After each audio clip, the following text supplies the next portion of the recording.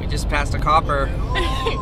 First, we're driving along and Jeff goes, "Oh shit, I'm going 85." And then, like, not even a mile up, there's a cop out there, like, he pulled over and he had his door open and, like, with his radar gun propped on top of his car, just, like, hunting cars down, and Jeff's like, oh.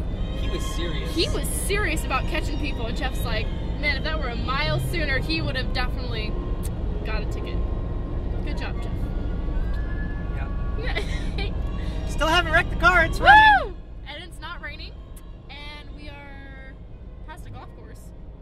Olives in 25 miles. Olive Pit. Oh, that place is pretty good. Really? Yeah. I've never been there. I don't know where we are. Do you know? We're on I-5.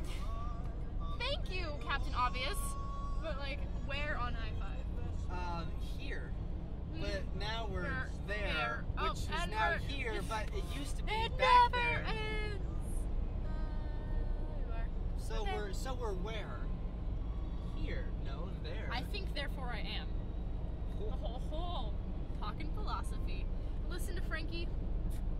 Frankie S. I wonder if people call him Frankie. We're at our toys. Our voice exit 610. You said it was 6:19.